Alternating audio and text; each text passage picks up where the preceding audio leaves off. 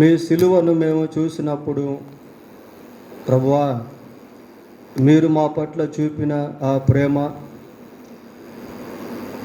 మా పాప దోషముల కొరకై మీరు అనుభవించిన శిక్ష మేము గుర్తెరుగునట్లు సహాయము చేయండి. మరొకసారి మీ వాక్యాన్ని మేము ధ్యానం చేసుకుంటూ ఉండగా మీరే మా మధ్య బోధకుడిగా ఉండి మీ వాక్యము ద్వారా మాతో మాట్లాడండి ప్రభువా. మేము వినబోచున్న ఈ సందేశము మా జీవితంలో ఒక నూతన దీవెన అనుగ్రహించినట్లు సహాయము చేయండి. ఈ స్థలములో నుండి ఎవ్వరు కూడా తిరిగి వచ్చిన వారిగా వెళ్ళక ఒక నూతన ఆశీర్వాదాన్ని, నూతన ఉద్యోగాన్ని, నూతన తలంపులను తీసుకుని వెళ్ళగలుగుటకు కృపదయ చేయమని మా రక్షకుడైన యేసుక్రీస్తు పరిశుద్ధమైన నామములో ప్రార్థన చేస్తున్నాము తండ్రి, ఆమేన్. మత్తయి రాసిన సువార్త 5వ అధ్యాయము, మత్తయి సువార్త 5వ అధ్యాయము మొదటి 3 వచనాలు చదువుకుందాం.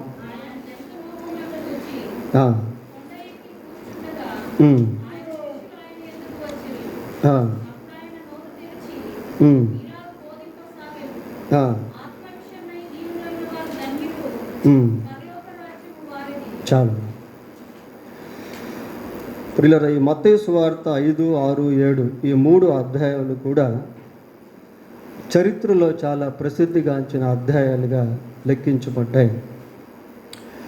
యేసు ప్రభు కొండ మీద చేసినటువంటి ప్రసంగాన్ని ప్రపంచంలో అనేక మంది ఈ ప్రసంగము ప్రపంచంలో అనేక మందిలో గొప్ప ప్రభావితాన్ని తీసుకొచ్చింది. ఈ 3 వచనాల్లో నుండి కొన్ని విషయాలు మనం జ్ఞాపకం చేసుకుందాం.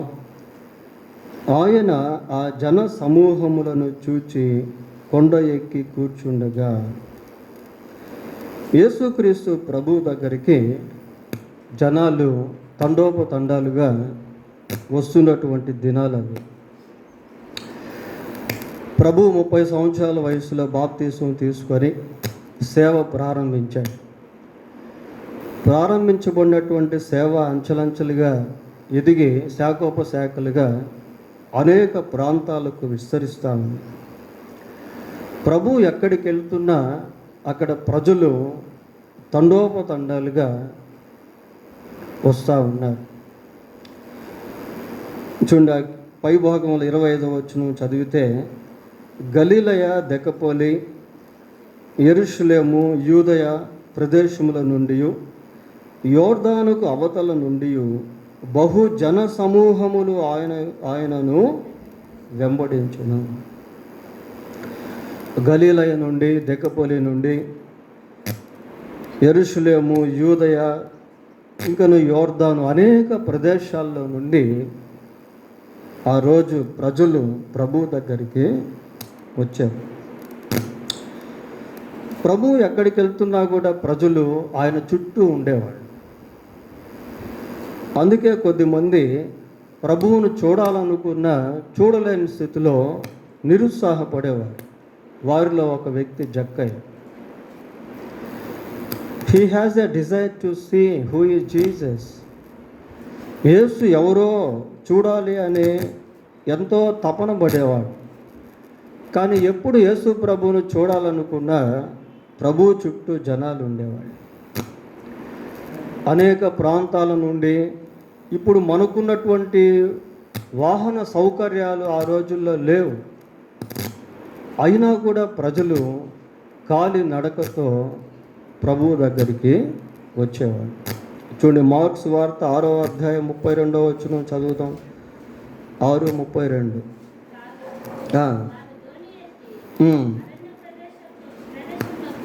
అరణ్య ప్రదేశమునకు వెళ్ళిరి.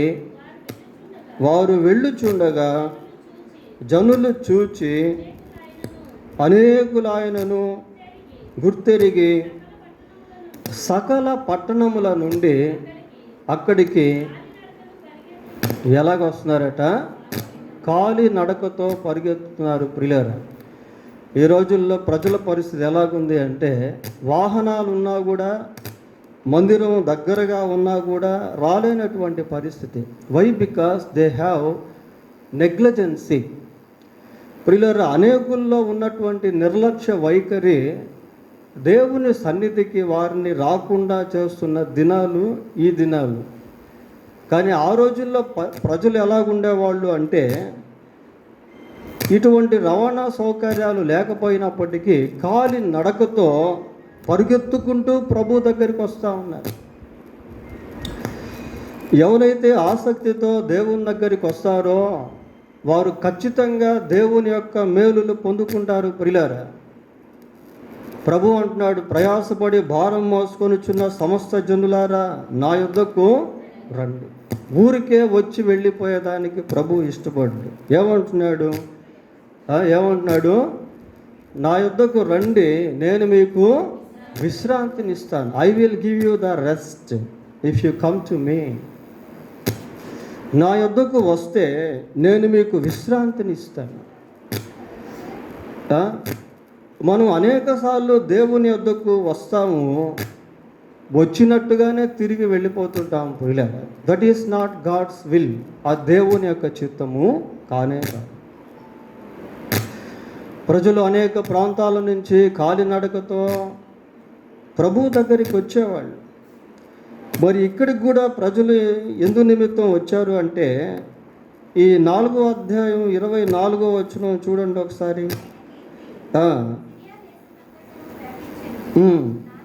నానా విధములైన రోగముల చేతను వేదనల చేతను పీడింపబడిన వ్యాధిగ్రస్తులను అందరినీ, దయ్యము పట్టిన వారిని, చాంద్ర రోగులను, పక్షవాయు గల వారిని వారు ఆయన వద్దకు తీసుకొని రాగా ఆయన వారిని ఏం చేశాడు? స్వస్థపరిచాడు. ప్రియులారా, వచ్చినట్లుగా వెళ్ళట్లేదు. దయ్యాలు పట్టిన వాళ్ళు ఆయన దగ్గరికి వచ్చి తిరిగి దయ్యాలతో వెళ్ళట్లేదు. ప్రియులారా, విడుదల పొంది వెళ్తూ ఉన్నారు. వ్యాధిగ్రస్తులు ప్రభు దగ్గరికి వచ్చి మళ్ళీ వ్యాధిగ్రస్తులుగా వెళ్ళట్లేదు, స్వస్థత పొంది వెళ్తూ ఉన్నారు. సమస్యలతో ప్రభు దగ్గరికి వచ్చినటువంటి వాళ్ళు తిరిగి అదే సమస్యతో వెళ్ళట్లేదు, పరిష్కరించబడి వెళ్తూ ఉన్నారు. మనలో ఉన్న ఆసక్తిని బట్టి దేవుని యొక్క మేలులు మనం అనుభవించే వారంగా ఉంటాం.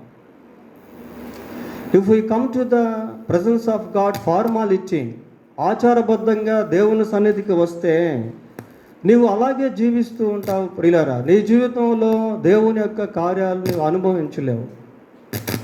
నీవు ప్రభు సన్నిధికి వచ్చేటప్పుడు ప్రార్థనతో రావాలి, విశ్వాసంతో రావాలి. దేవుడు తప్పకుండా కార్యం చేస్తాడు అన్న ఉద్దేశంతో నీవు వచ్చినట్లయితే ఖచ్చితంగా దేవుని యొక్క కార్యాన్ని నీవు అనుభవించుతావు. నీవు నమ్మిన ఎడల దేవుని మహిమను చూస్తావు. నాకు మొరపెట్టుము, నేను నీకు ఉత్తరము ఇస్తాను. ఈ మ్యూచువల్ రిలేషన్షిప్ అనేది చాలా ఇంపార్టెంట్. ప్రియులారా, దేవునితో మనము పరస్పర సంబంధాన్ని కలిగి ఉండటం, దేవుని దగ్గరికి వచ్చి ఏదో ఒకటి దేవుని దగ్గర నుండి తీసుకుని వెళ్ళటం. వేదనల చేత ప్రజలు వచ్చారు, వాళ్ళంతా కూడా స్వస్థతను పొందారు. ఇంకా ప్రజలు ఎందుకు ప్రభు దగ్గరికి వచ్చేవాళ్ళు అంటే, చూడండి, లూకాసు వార్త 24వ అధ్యాయం 38వ వచనం చదువుదాం. 21:38. అమ్మ ఒక్క నిమిషం, 21:38 చదవండి. ప్రజలందరూ ఆయన మాట వినుటకు దేవాలయములో ఆయన యొద్దకు ఎప్పుడు వస్తున్నారట? పెందలకడ అంటే ఏంటి? పెందలకడ అంటే అర్లీ ఇన్ ద మార్నింగ్, ప్రాతకాలమున, ఉదయకాలమున ప్రభు దగ్గరికి వచ్చేస్తున్నారు. ప్రియులారా, 10 గంటలకి మీటింగ్ అయితే 11:30, 11కి, 12కి కూడా కొంతమంది వస్తూ ఉంటారు. ప్రియులారా, మనం దేవుని సన్నిధికి ఎప్పుడు కూడా అర్లీ అవర్స్లోనే వెళ్ళాలి, తొందరగా వెళ్ళాలి. ప్రజలు పెందలకడనే వస్తున్నారు. ఎందుకు వస్తున్నారట? ఆయన మాట వినుటకు. They have come to the presence of God with a specific purpose. ఒక ప్రత్యేకమైనటువంటి ఉద్దేశంతో ప్రభు సన్నిధికి వస్తున్నారు. ఏంటి ఆ ఉద్దేశము? ఆయన మాటలు వినుటకు. To listen him. ఆయన మాటలు వినుటకు ప్రియులారా, ఆయన మాటలు వినేదానికి ప్రజలు వస్తున్నారు. ఆయన ద్వారా స్వస్థత పొందేదానికి ప్రజలు వస్తున్నారు. ఆయన నుండి విడుదల పొందేదానికి ప్రజలు వస్తున్నారు. మనం దేవుని సన్నిధికి వస్తున్నాము అంటే ఒక ప్రత్యేకమైనటువంటి ఉద్దేశంతో దేవుని సన్నిధికి రావాలి. ఊరికే ఫార్మాలిటీగా రావటం కాదు, లేదా ఈరోజు సండే కదా అలా వెళ్ళేసి వస్తాం లేని టైంపాస్కి రావటం కాదు. కానీ God wants us to come to His presence with a particular purpose. ఒక ప్రత్యేకమైనటువంటి ఉద్దేశంతో, ఒక ప్రత్యేకమైనటువంటి అవసరతతో మనం దేవుని సన్నిధికి రావాలని దేవుడు కోరుకుంటా ఉన్నాడు ప్రియులారా. ఆ జీల్ మనం కలిగి ఉండాలి, ఆసక్తి మనం కలిగి ఉండాలి. నీవు దేవుని వద్దకు వచ్చినప్పుడు you must have a concentration during listen the word of God. దేవుని వాక్యం వినేటువంటి సమయంలో నీకు ఏకాగ్రత అనేటువంటిది అవసరం. కొద్దిమంది దేవుని సన్నిధికి వస్తారు కానీ మనసు పెట్టి దేవుని వాక్యం వినరు ప్రియులారా. దేవుని సన్నిధికి వస్తారు, ఎక్కడో ఏదో ఆలోచిస్తూ ఉంటారు, ఎవరి గురించో ఆలోచిస్తూ ఉంటారు. If you have a concentration in the presence of God, you will receive his word. నీవు దేవుని సన్నిధిలో ఏకాగ్రత కలిగి ఆయన మాటలు వింటూ ఉంటే ఆ మాట నీ జీవితంలో కార్యం చేస్తుంది. ఆ మాట నీ హృదయం యొక్క లోతుల్లోనికి ప్రవేశిస్తుంది. నీ వాక్యమే నన్ను బ్రతికించను, నా బాధలలో ఇదే నాకు నెమ్మదిని కలిగించను. బాధలో నెమ్మదినిచ్చేది దేవుని వాక్యం ప్రియులారా. అన్నీ అయిపోయినాయి, ఇంకా waste, everything came to nothing, సమస్తం కూడా వృధా అయిపోయినా అనుకుంటూ ఉంటే దేవుడు నీ జీవితంలో ఒక నిరీక్షణ అనుగ్రహిస్తాడు. నీవు ఎక్కడైతే పడిపోయావో అక్కడే ఆయన నిన్ను లేవనెత్తుతాడు. నీవు ఎక్కడైతే ఓడిపోయావో అక్కడే నీకు ఆయన విజయాన్ని ఇస్తాడు. యేసుక్రీస్తు he is the sufficient God. ఆయన చాలిన దేవుడు ప్రియులారా. ప్రతి ఒక్కరికి అందుబాటులో ఉండేవాడు, ప్రతి ఒక్కరి అవసరతను ఆయన తీర్చేటువంటి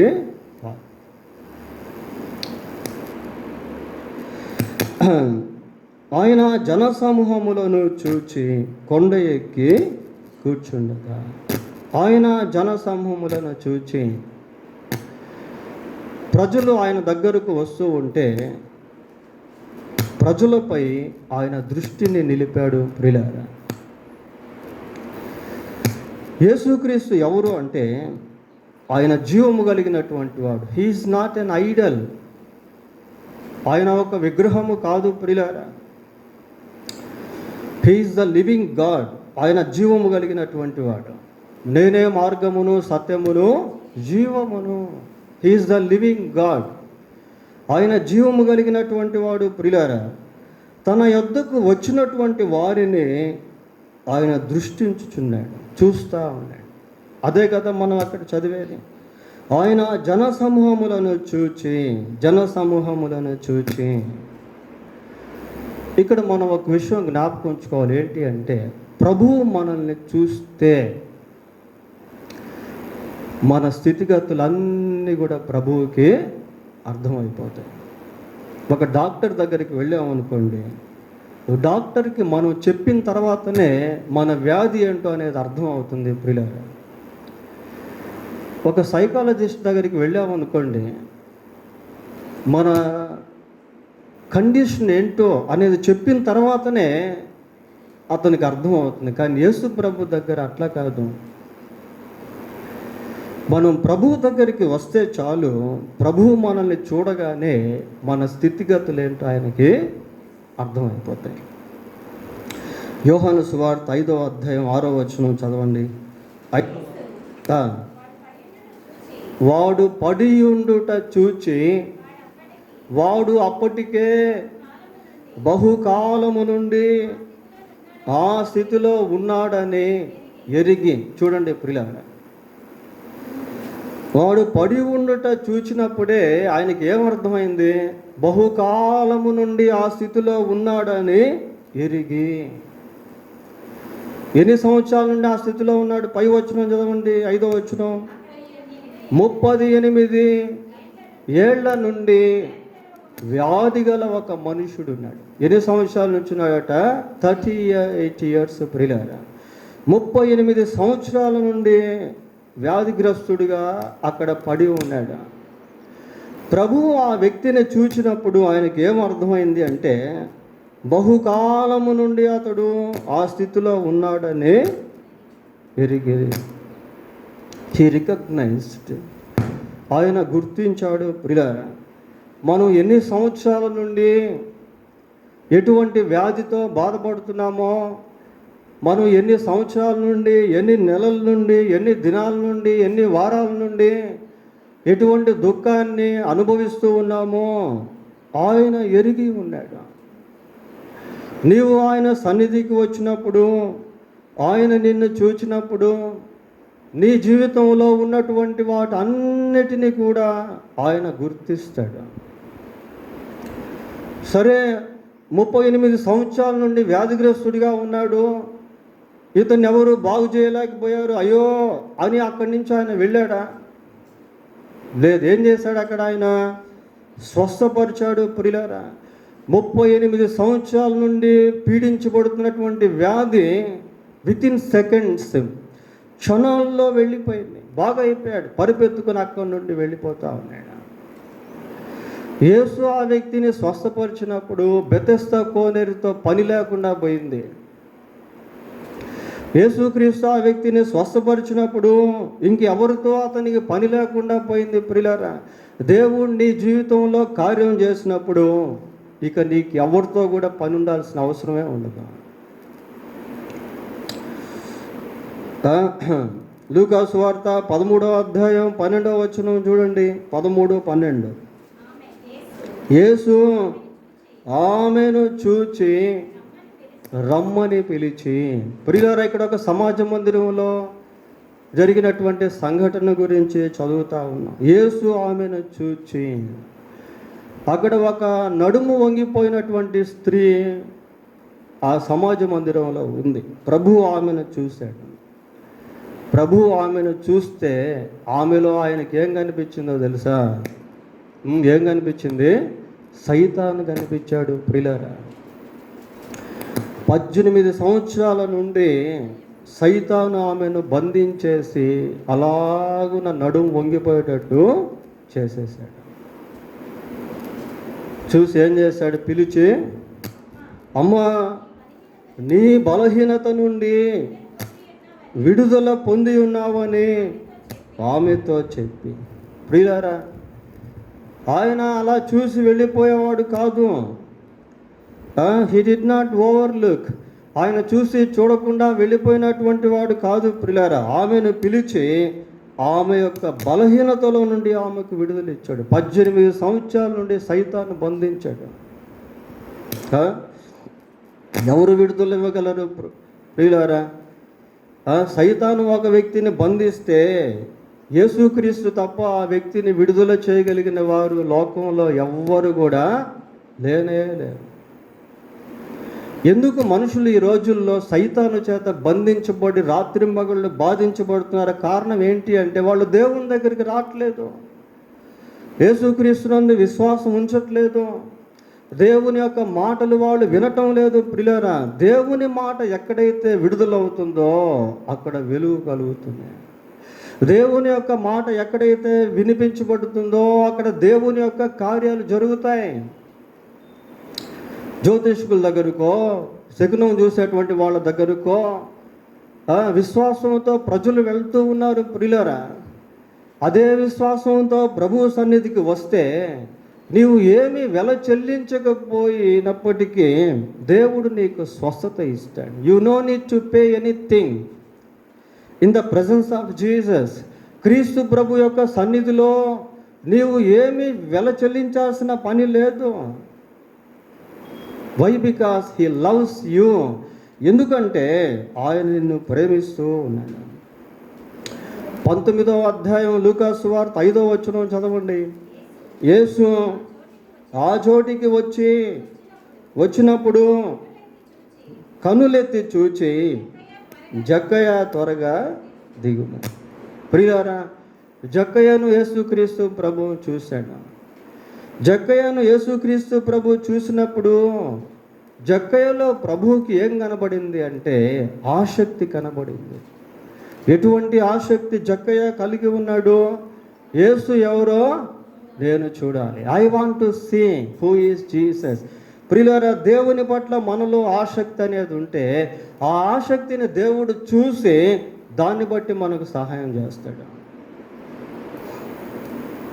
ఆయన ఊరికే చూస్తే ఆ పై రూపం ఆయన కనిపించేది కాదు. మనిషి యొక్క జీవితంలో ఉన్న స్థితిగతులు అన్నీ కూడా ఆయనకు కనపడతాయి. మనిషి హృదయంలో ఏముందో ఆయన చూడగలడు. మనిషి ఏ అవసరతలో ఉన్నాడో అవసరతను ఆయన చూడగలడు. ఇక్కడ జక్కయ్యను యేసు ప్రభు చూసినప్పుడు జక్కయ్యలో ఉన్నటువంటి ఆసక్తి ఆయనకు కనబడింది. కేవలం జక్కయ్య యేసు ఎవరో చూడాలనుకొని అక్కడికి వస్తే సాక్షాత్తు ప్రభు స్వయంగా అతని ఇంటికే వెళ్ళిపోయాడు. ప్రియులారా, మనం దేవుని కొరకు ఒక అడుగు వేస్తే మన కొరకు దేవుడు 10 అడుగులు వేస్తాడు.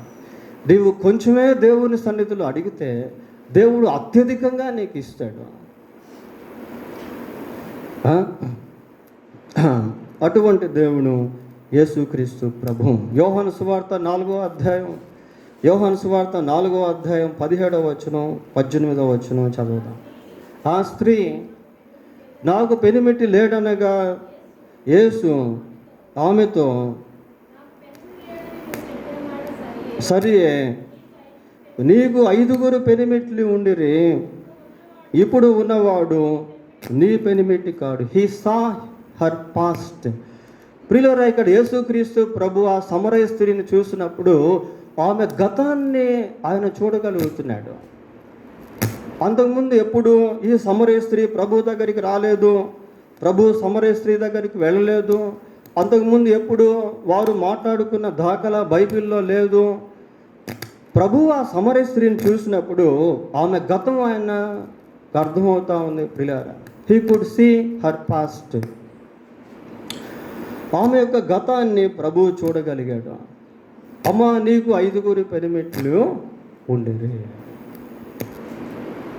ప్రియులారా, మనం ప్రభు దగ్గరికి వచ్చినప్పుడు మన గత జీవితం ఏంటో దాని గురించి ప్రభు మనతో మాట్లాడతాడు. గతంలో మనం చేసినటువంటి పొరపాట్లు ఏంటో, మనం చేసినటువంటి తప్పులేంటో వాటి గురించి ప్రభు మనతో మాట్లాడతాడు. అలా ప్రభు మాట్లాడుటలో హీ డజంట్ బ్లేమ్ అస్. ఆయన మనల్ని నిందిస్తున్నట్టు కాదు. ఎందుకు ప్రభువు మాట్లాడతాడో తెలుసా? మనము we must correct our selves. మనల్ని మనం సరి చేసుకునేదానికి. ఆదాము, నేను తినవద్దని చెప్పిన వృక్షఫలం నీవు తిన్నావా? ఎందుకు అంటే ఆదాము ఒప్పుకోవాలి. కయీను, నీ తమ్ముడైన హేబేలు ఎక్కడా? అప్పుడు కయీను ఒప్పుకోవాలి. నీకు 5 పెనిమిట్లు ఉండిరి అని ప్రభువు చెప్తే షీ అగ్రీడ్.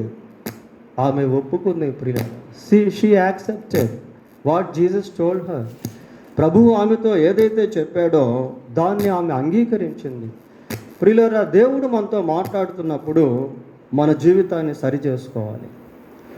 ప్రభు ఒక్కడే నిన్ను సరిచేయగలిగినటువంటి వాడు. ప్రభు సన్నిధిలో మాత్రమే నీవు సరి చేసుకొనగలవు. బయట ప్రజలు నిన్ను నిందించవచ్చు, కానీ దేవుడు నిన్ను ఎప్పుడూ నిందించడు. God always seek your well being. ఎప్పుడు దేవుడు నీ యొక్క క్షేమాన్ని కోరుకుంటాడు. ప్రియులారా, కనుక దేవుడు మనతో మాట్లాడుతున్నప్పుడు మన యొక్క లూప్ హోల్స్, లోటుపాట్లను గురించి తెలియజేస్తున్నప్పుడు వాటిని తప్పకుండా ప్రభు సన్నిధిలో ఒప్పుకోవాలి. అతిక్రమములు దాచిపెట్టువాడు వర్ధిల్లుడు, వాటిని ఒప్పుకొని విడిచిపెట్టువాడు కనికరము పొందును. మన పాపములను మనం ఒప్పుకొని ఎడల ఆయన నమ్మదగిన వాడు, నీతిమంతుడు కనుక ఆయన మన పాపములను క్షమించుటతోనే వదిలేస్తున్నాడా? లేదు, సమస్త దుర్నీతి నుండి మనలను పవిత్రులుగా చేస్తాడు. లూకా సువార్త 22వ అధ్యాయం 34వ వచనం చూద్దాం. లూకా 22:34. ఆయన పేతురు ముమ్మారు చెప్పు వరకు నేడు కోడి కూయదు అని నీతో చెప్పుచున్నాను. ఇక్కడ పేతురుని ప్రభు చూసి భవిష్యత్తు గురించి మాట్లాడుతున్నాడు. సమరయ స్త్రీని చూసినప్పుడు ఆమె యొక్క గతాన్ని గురించి మాట్లాడాడు. పేతురుని చూసినప్పుడు భవిష్యత్తును గురించి మాట్లాడుతున్నాడు. ప్రియులారా, యేసుక్రీస్తు ఎవరు అంటే ఆయన వర్తమాన భూత భవిష్యత్ కాలంలో ఉండువాడు. He knows our past, he knows our present, he knows our future. ఆయన మన గతం ఏంటో ఆయనకు తెలుసు. ప్రస్తుతం మనం ఏ స్థితిలో ఉన్నామో అది కూడా ఆయనకు తెలుసు. భవిష్యత్తులో మనం ఏం కాబోతున్నామో అది కూడా ఆయనకు తెలుసు. ప్రియులారా, పేతురు భవిష్యత్తులో జరగబోయేటువంటి కార్యమును గురించి ఇక్కడ యేసు ప్రభు మాట్లాడుతూ ఉన్నాడు. ఏమండి, కొన్నిసార్లు దేవుడు మనకి ప్రికాషన్స్ ఇస్తాడు, ముందే హెచ్చరికలు. నీవు ఇది చేయొద్దు, నీవు అక్కడికి వెళ్ళొద్దు, నీవు ఇది చెప్పొద్దు, నీవు అది తీసుకోవద్దు, నీవు అది ఇవ్వవద్దు. ఆయన భవిష్యత్తు జ్ఞానము కలిగినటువంటి వాడు. ప్రియులారా, we must listen him very silently. We must spend our time in his presence to listen his voice. If you do something, ప్రియులారా, మనం ఏదైనా చేయబోయే ముందు ప్రభు సన్నిధిలో కూర్చొని దేవుని యొక్క స్వరాన్ని వినేదానికి మనం సమయం తీసుకోవాలి. Why? Because we don't know about our future. భవిష్యత్తును గురించి మనకు తెలియదు కనుక భవిష్యత్తు జ్ఞానము కలిగినటువంటి దేవుని వద్ద మనం కనిపెట్టాలి. ప్రభువా, ఇది మీ చిత్తమా? నేను అక్కడికి వెళ్ళడం మీకు ఇష్టమేనా? Is it your will for me to go there? నేను అక్కడికి వెళ్ళటం మీ చిత్తమా? నేను ఇది చేయడం మీ చిత్తమా? We must seek his counsel in every part of our steps. ప్రియులారా, మన జీవితంలో ప్రతి భాగంలో కూడా దేవుని యొక్క ఆలోచనలను మనం తీసుకోవాలి.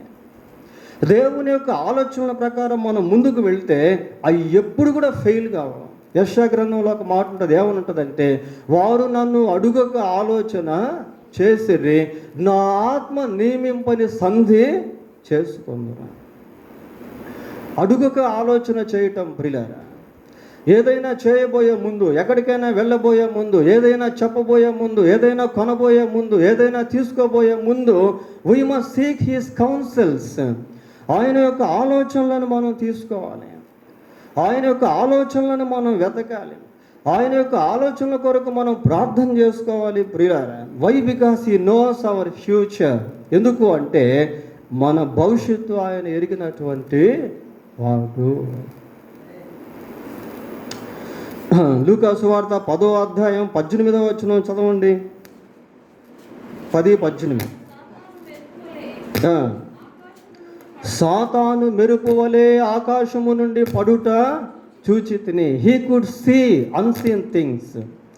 ప్రియులారా, యేసుక్రీస్తు అదృశ్యమైనటువంటి వాటిని చూడగలిగినటువంటి వాడు. అదృశ్యమైనటువంటి వాటిని చూడగలవాడు. We can't see the devil. మనం దయ్యాన్ని చూడలేం ప్రియులారా, కానీ యేసు ప్రభు దయ్యాన్ని చూడగలడు. We can't see the air. మనం గాలిని చూడలేం, కానీ ఆయన గాలితో మాట్లాడగలిగినటువంటి వాడు. We can't see the angels. మనం దూతలను చూడలేం, but he could see the angels. ఏమండి, యేసు ప్రభు ఎవరు అనేది మనకు అర్థమైతే we can learn to depend on him in everything. అన్ని విషయాల్లో కూడా ఆయన పైన ఆధారపడేది నేర్చుకుంటాం. ఆయన జన సమూహములను చూచి కొండ ఎక్కి కూర్చుండగా ఆయన శిష్యులు ఆయన యొద్దకు వచ్చేది. కొండ ఎక్కి కూర్చుని బోధించుట అనేది ఆ దినాల్లో రబ్బీస్ వాడుక. ప్రియులారా, యెరూషలేములో బోధ చేసేటువంటి వారు కొండ మీద కూర్చొని కొన్ని సందర్భాల్లో బోధ చేసేవారు. సరే, ఇక్కడ మనం జ్ఞాపకం చేసుకోవచ్చు ఏంటంటే, ఆ కొండ ఎక్కుటలో క్రీస్తు ప్రభు యొక్క ప్రయాస మనం జ్ఞాపకం చేసుకోవచ్చు. కొండ ఎక్కుట అనేది it is not a normal thing. అది సాధారణమైన విషయము కాదు ప్రియులారా, అది ఎంతో ప్రయాసకు సంబంధించింది.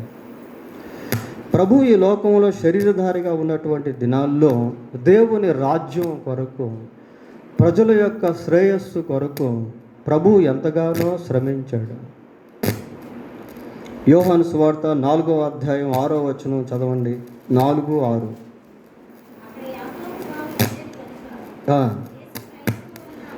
యేసు ప్రయాణము వలన అలసి ఉన్న రీతిని ఆ బావి యొద్ద కూర్చుండెను. ప్రభు సమయ ప్రాంతంలో వెళ్తూ ఉంటే హి వాస్ టైర్డ్, అలసిపోయాడు ప్రియులారా. అలసి ఉన్న రీతిని ఆ బావి యొద్ద కూర్చుండాడు.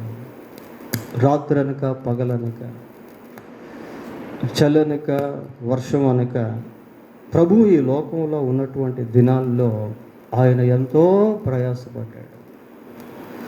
దేవుని రాజ్యం కొరకు ప్రయాసపడ్డాడు. దేవుని సువార్త ప్రకటించడానికి ప్రభు ఎంతో ప్రయాసపడ్డాడు. ఆత్మల రక్షణలోనికి వచ్చేదానికి ప్రభు ఎంతో ప్రయాసపడ్డాడు. మనుషులు విడుదల పొందేదాని కొరకు, మనుషులకు మేలు చేయుట కొరకు ప్రభు ఎంతగానో ప్రయాసపడ్డాడు ప్రియులారా. దీంట్లో మనం నేర్చుకోవాల్సింది ఏంటి అంటే, we must strive for God's kingdom when we are on this earth. మనం భూమి మీద ఉండగానే దేవుని రాజ్యం కొరకు ప్రయాసపడాలి. ఇతరులకు సువార్త ప్రకటించేదానికి మనం ప్రయాసపడాలి. కొన్ని ఆత్మలను సంపాదించేదానికి మనం ప్రయాసపడాలి.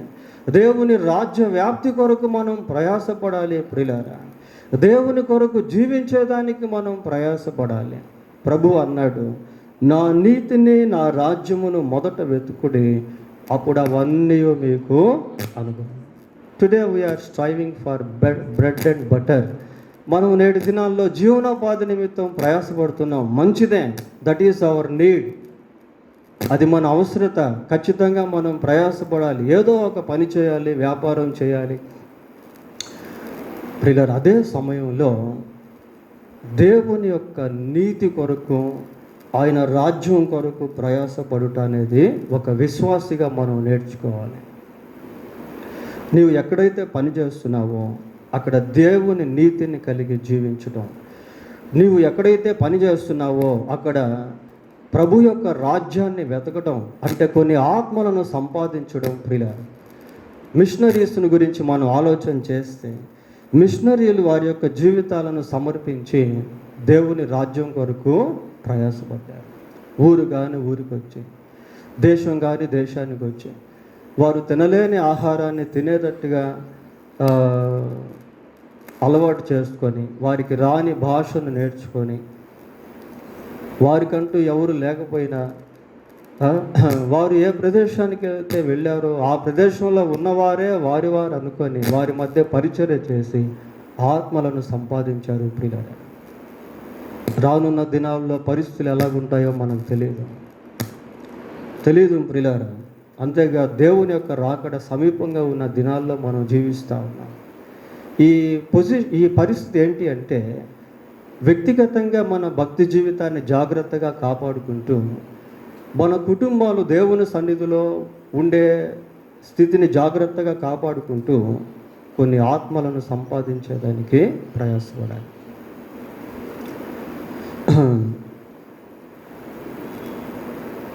కూర్చుండగా ఆయన శిష్యులు ఆయన యొద్దకు వచ్చిరి. ఇక్కడ శిష్యులను గురించి చదువుతున్నాం ప్రియులారా. శిష్యుల యొక్క జీవితాలు ఎలాంటివి అంటే, ప్రభువును అంటిపెట్టుకొని వాళ్ళు జీవించారు. ప్రభువును మనం విడిచిపెడితే మనం ఎండిపోతాం ప్రియులారా. ప్రభువుకు వేరుగా ఉండి మనం ఏమీ కూడా చేయలేం. ప్రభువును అంటిపెట్టుకొనే జీవించాలి. కష్టం వచ్చిన, శ్రమ వచ్చిన, బాధ కలిగిన, వేదన కలిగిన, పేదరికం అయినా, వీ మస్ట్ క్లింగ్ అన్టు ద లార్డ్. ప్రభువును అంటిపెట్టుకొని జీవించాలి. శిష్యులు ఎప్పుడు కూడా ప్రభువును అంటిపెట్టుకొని జీవించేవాళ్ళు. ఇంచుమించు 3.5 సంవత్సరాలు ప్రభువుని ఎప్పుడు వాళ్ళు విడిచిపెట్టలేదు. ప్రభువు పునరుద్ధారణై వెళ్ళిపోయిన తర్వాత కూడా వాళ్ళు ప్రభు యొక్క అడుగు జాడల్లోనే నడిచి వారి జీవితాలను ముగించారు. మత్తయి సువార్త 8:23 చదవండి. 8:23. ఆయన దోణి ఎక్కినప్పుడు ఆయన శిష్యులు ఆయన వెంట వెళ్ళారు. Wear ever he goes disciples also go. ప్రియులారా, ప్రభువు ఎక్కడికి వెళ్తున్నా శిష్యులు కూడా అక్కడికి వెళ్తూ ఉన్నారు. ప్రభువును అంటిపెట్టుకొని జీవించాలి. సైతాను యొక్క గురి ఏంటి అంటే, నీవు దేవునితో ఉండేదానికి అపవాది ఇష్టపడడం. How to be with God, దేవునితో మనం ఎలా ఉండగలము అంటే ప్రార్థన, దేవుని వాక్యము, వాక్యానుసారంగా జీవించుట, ఇవన్నీ కూడా దేవునితో ఉండే అనుభవాల్లోనికి మనం నడిపిస్తాయి. ప్రియులారా, హనోకు 300 సంవత్సరాలు దేవునితో నడిచాడు, మరి కుటుంబాన్ని కలిగి జీవించాడు. కుటుంబాలతో దేవుని నడుచుట అనేది చాలా ఇంపార్టెంట్. శిష్యులు ఎప్పుడు కూడా ప్రభువుని విడిచిపెట్టలేదు. 19వ అధ్యాయం 27వ వచనం చదవండి. మత్తయి సువార్త 19:27. పేతురు, ఇదిగో మేము సమస్తము విడిచిపెట్టి నిన్ను వెంబడించాము అంటున్నాడు. We left everything to follow you. సమస్తాన్ని విడిచిపెట్టేశాం. మా బంధువులు ఎవరో, మా స్నేహితులు ఎవరో, మా వృత్తి ఏంటో, మా ప్రొఫెషన్ ఏంటో, మా డిజైర్స్ ఏంటో, మా గోల్స్ ఏంటో మాకు తెలియదు. We left everything to follow you. సమస్తాన్ని విడిచిపెట్టి నిన్ను వెంబడిస్తూ ఉన్నాం. ప్రియులారా, కొద్దిమంది జీవితాల్లో దేవుడు కొన్ని విడిచిపెట్టమంటే అసలు విడిచిపెట్టరు. నీకు క్షేమం కాని వాటిని దేవుడు విడిచిపెట్టమంటే నీవు విడిచిపెట్టినప్పుడే క్షేమం అనుభవిస్తావు. తాగుడు విడిచిపెట్టమంటున్నాడా? తాగుడు విడిచిపెట్టు. జూదం విడిచిపెట్టమంటున్నాడా? జూదం విడిచిపెట్టు. చెడు సంబంధమైన సహవాసాన్ని విడిచిపెట్టమంటున్నాడా? దాన్ని విడిచిపెట్టు. అన్ని సంబంధమైన ఆచారాలు విడిచిపెట్టమంటున్నాడా? దాన్ని విడిచిపెట్టు. Then only you can indulge the power of God. అప్పుడే నీవు దేవుని యొక్క శక్తిని అనుభవిస్తావు. ప్రియులారా, శిష్యులు సమస్తాన్ని విడిచి ప్రభువును వెంబడించారు. ఏమైపోయారు లాస్ట్కి? ప్రియులారా, ప్రారంభంలో వాళ్ళ జీవితాలు ఎలాగున్నాయి అంటే కింద మీద పడతా ఉన్నారు, ఊగిసలాడేటువంటి జీవితాలు కొనసాగిస్తూ ఉన్నారు. In course of time they got a restrength. కాలక్రమేణా వాళ్ళు ఏం పొందారంటే బలం పొందుకున్నారు, దేవుని ఆత్మచేత నింపబడ్డారు, దేవుని వలె దేవుని కొరకు జీవించారు. ప్రియులారా, దేవుడు వారి ద్వారా అనేకమైనటువంటి అద్భుతాలను చేశాడు. They became a great blessing to the world after continuation their journey to with Jesus. యేసుతో వారి యొక్క ప్రయాణాన్ని కొనసాగించిన పిమ్మట వారు లోకానికి ఆశీర్వాదకరంగా మారారు. కొద్దిమంది వెళ్ళిపోయారు. యూదా వెళ్ళిపోయాడు. ప్రియులారా, దేమా వెళ్ళిపోయాడు. ఐగుప్తు దేశంలో ప్రయాణాన్ని ప్రారంభించి కానాను దేశానికి వస్తూ మధ్యలో చాలామంది రాలిపోయారు. They were unable to see the promise land even though they got a journey with Moses the prophet of God. దేవుని యొక్క ప్రవక్త అయిన మోషేతో వారి యొక్క ప్రయాణాన్ని ప్రారంభించి ఆ ప్రామిస్డ్ ల్యాండ్ వాగ్దాన భూమికి రాకముందే చాలామంది రాలిపోయారు. చివరి వరకు దేవునితో కొనసాగుట. ప్రియులారా, you no need to see anyone who doesn't in the will of God. దేవుని చిత్తంలో లేనటువంటి ప్రజలను నీవు చూడకూడదు. భక్తిలో సన్నగిల్లిపోయేటువంటి వారు, ప్రార్థనాత్మ లేనటువంటి వారు, మారు మనసు పొందనటువంటి వారు, you can't see, you should not see their lives. వారి యొక్క జీవితాలను నీవు చూడకూడదు. You should not imitate their footsteps because they are ungodly people. వాళ్ళు భక్తిహీనులు కనుక వారి వలె నీవు జీవించాలని కోరకూడదు. ప్రియులారా, యువర్ లైఫ్ ఈస్ డిఫరెంట్. నీ జీవితం ఒక ప్రత్యేకమైనటువంటిది. శిష్యులు మళ్ళీ వెనక్కి వెళ్ళలేదు. ప్రభువును చివరి వరకు వెంబడిస్తూ ఉంటే వారిని వెంబడించేటువంటి వాళ్ళు అనేక మంది మారారు. దేవుడు నిన్ను ఉన్నత స్థాయిలోనికి తీసుకుని వెళ్తాడు. ఎప్పుడు అంటే నీ ప్రయాణం ప్రభువుతో అన్ని సమయాల్లో కొనసాగిస్తూ ఉంటే. ఆయన శిష్యులు ఆయన వద్దకు వచ్చారు. అప్పుడు ఆయన నోరు తెరిచి ఇలాగ బోధింప సాగిన. అప్పుడు ఆయన అంటే ఎప్పుడు అంటే జనసమూహాలంతా వచ్చేసారు, కానీ ప్రభు ఇంకా ప్రసంగాన్ని ప్రారంభించలేదు ప్రియులారా. ఎప్పుడు ప్రసంగాన్ని ప్రారంభించాడు? శిష్యులు ఆయన వద్దకు వచ్చిన తర్వాత ప్రసంగాన్ని ప్రారంభించాడు. ఇక్కడ మనం గుర్తించాల్సింది ఏంటి అంటే ప్రభువు తన శిష్యులకు ఎంతో ప్రాధాన్యత ఇచ్చాడు. ఇందాక మనం మొదటి వర్తమానం విన్నాం. ఆ మొదటి వర్తమానంలో దేవుడు మనల్ని ఏం చేశాడు అంటే తన స్వకీయ సంపాద్యముగా చేశాడు, తన స్వకీయ ధనముగా మనల్ని చేసుకున్నాడు, తన స్వాస్థ్యముగా మనల్ని చేసుకున్నాడు. వీఆర్ డెడికేటెడ్ పీపుల్, మనం ప్రతిష్ఠింపబడినటువంటి ప్రజలము ప్రియులారా. We should not lose our value, మన విలువలను మనం ఎప్పుడు కూడా కోల్పోకూడదు. శిష్యులకు యేసుక్రీస్తు ప్రభువు గొప్ప ప్రాధాన్యత ఇచ్చారు. ప్రియులారా, దేవుళ్ళలో మనం లేకపోతే మనకు విలువ అనేది ఉండదు. ఒకవేళ డబ్బు ఉండవచ్చేమో కానీ, పేరు ప్రఖ్యాతులు ఉండవచ్చేమో కానీ, దేవుళ్ళలో నీవు లేకుంటే నీకు నెమ్మదే ఉండదు. You can't buy the peace by paying money. డబ్బుతో సమాధానాన్ని మనం కొనలేము ప్రియులారా. ఆయనతో సహవాసం చేసిన యెడల నీకు సమాధానము కలుగు. నీతి జనములు ఘనతకెక్కుటకు కారణమగు. నీవు దేవునితో ఉంటే నీవు నీతిమంతుడిగా నీతిమంతురాలుగా జీవిస్తావు. నీవు జీవించే ఆ నీతి జీవితమే నిన్ను ప్రజల మధ్య హెచ్చిస్తుంది. యోసేపు దగ్గర డబ్బు లేదు ప్రియులారా, కానీ యోసేపు నీతిమంతుడిగా జీవించాడు. ఆ నీతిమంతుడిగా జీవించిన యోసేపును ఐగుప్తు దేశంలో దేవుడు రాజుగా చేశాడు. షడ్రక్ మేషక్ అబేద్నెగో దానియేలు దేవుని కొరకు నీతిమంతులుగా జీవిస్తే అదే బబులోను సామ్రాజ్యంలో అన్యుల మధ్య వారిని ప్రధానులుగా దేవుడు చేశాడు. నీతి జనులు ఘనతకు ఎక్కుటకు కారణము. భూమి మీద శ్రేష్ఠులు ఎవరు అంటే ఆయన భక్తులే భూమి మీద శ్రేష్ఠులు అని బైబిల్లో మనం చూస్తాం. మన దగ్గర ఉన్నటువంటి వాక్యమే మనకు ఘనతనిస్తుంది ప్రియులారా. ఒక్కసారి ఆ మాట చూడండి. 149వ కీర్తన 9వ వచనం. ఇంకా ముగిస్తా.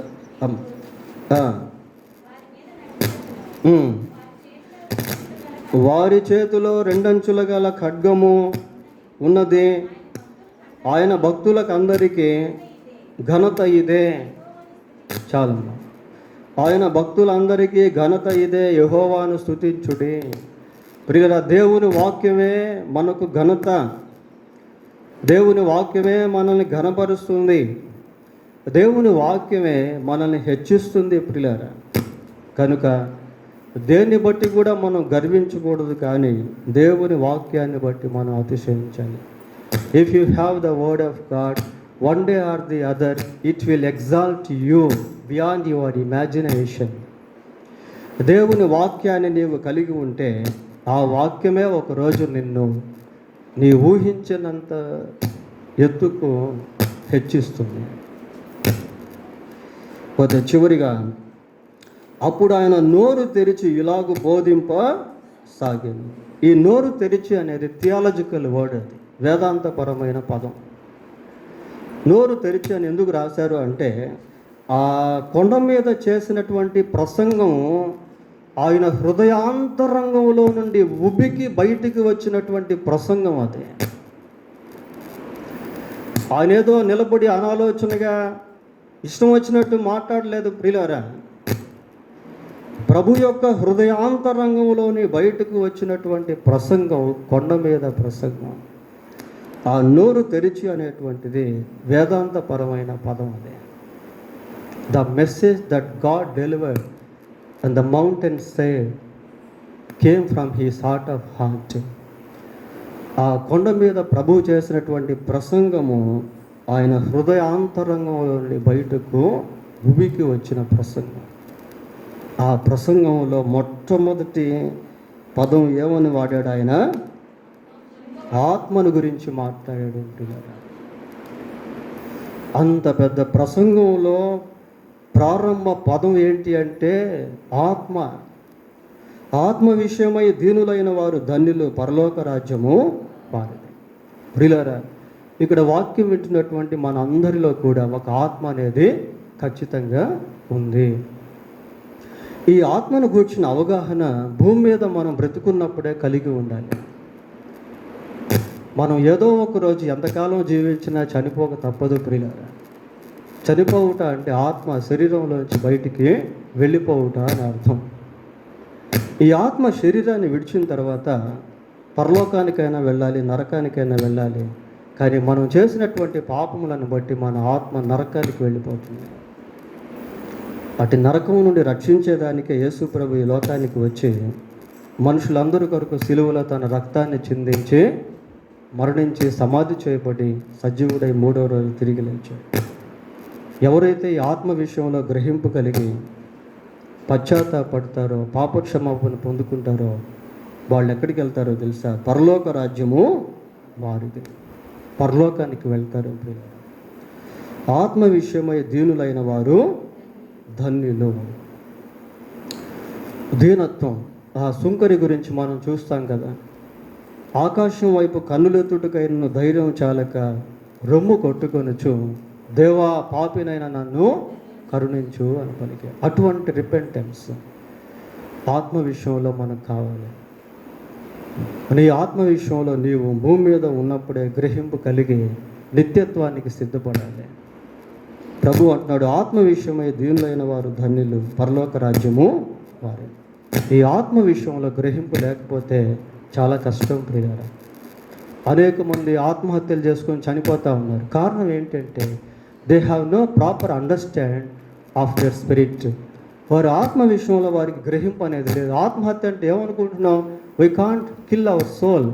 మన ఆత్మను మనం హత్య చేసుకోలేము ప్రియులారా. ఎందుకు అంటే ఆత్మకు మరణం అనేది లేదు. చాలామంది ఈ రోజుల్లో చిన్న చిన్న విషయాల్లో మనస్పర్ధానికి గురై ఆత్మహత్యలు చేసుకుంటున్నారు. We never do that thing. We never commit suicide. If we have any problem we must bring it to the presence of God.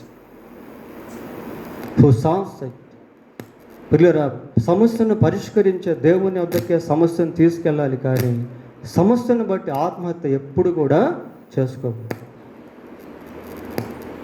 చాలామందికి ఆత్మ విషయంలో గ్రహింపు లేదు. ఆత్మ విషయంలో గ్రహింపు కలిగినటువంటి వాళ్ళు ఎప్పుడూ ఆత్మహత్య చేసుకోరు. ఎప్పుడూ వాళ్ళు దేవుని విడిచిపెట్టరు. దేవునితో ఎప్పుడు సంబంధాలను కోల్పోవరు ప్రియులారా. ఎందుకంటే ఆత్మకి దేవునికి మధ్య ఆ రిలేషన్షిప్ అనేటువంటిది అంత ప్రాముఖ్యమైనది. ప్రభు తన ప్రసంగ ప్రారంభంలోనే ఆత్మను గురించి ఇక్కడ మాట్లాడుతున్నాడు. ఆత్మ విషయమై దీనులైన వారు ధన్యులు, పరలోక రాజ్యము వారిది. కనుక ఈ వాక్యం ఇచ్చిన మనలో ఇంకా ఎవరైనా మారు మనసు పొందకుండా ఉంటే దేవుడు నీతో మాట్లాడుతున్నాడు. నీవు త్వరగా మారు మనసు పొందాలి. ప్రభువా, నేను పాపిని, నన్ను క్షమించు అని దేవుని సన్నిధిలో నిజంగా నీవు ఒప్పుకుంటే దేవుడు తప్పకుండా నేను క్షమిస్తాడు. నీ ఆత్మను కూడా తన రాజ్యంలో నీకు చేర్చుకుంటాడు. దేవుడు తన వాక్యాన్ని దీవించునుగాక. ప్రార్థన చేసుకుందాం. పరిశుద్ధుడైన మా తండ్రి, మీకు వందనాలు, స్తోత్రాలు చెల్లిస్తూ ఉన్నాం. మేము విన్న ఈ వర్తమానము మా జీవితానికి దీవెనకరంగా చేయండి. ఇందులో ఎవరెవరితో మీరు ఏ ఏ విషయాలు మాట్లాడారో వారు వాటిని జాగ్రత్తగా తీసుకుంటూ కృప దయచేయండి. మీ పరిశుద్ధాత్మ కార్యం దయతో జరిగించండి. విత్తనాలు విత్తబడ్డాయి, ఫలింపు దయచేయండి ప్రభువా. మా హృదయాలు ప్రభువా కఠినం చేసుకోకుండా మెత్తని చేసుకొని మీ వాక్యాన్ని ప్రభువా మా హృదయాంతరంగంలో భద్రపరుచుకుంటూ కృప దయచేయండి. అపవాదికి ఎక్కడ ఆయన స్థలం లేకుండా మీరే కనికరించి సహాయం చేయమని మా ప్రభువైన యేసుక్రీస్తు నామంలో ప్రార్థన చేస్తున్నాము తండ్రి. ఆమేన్.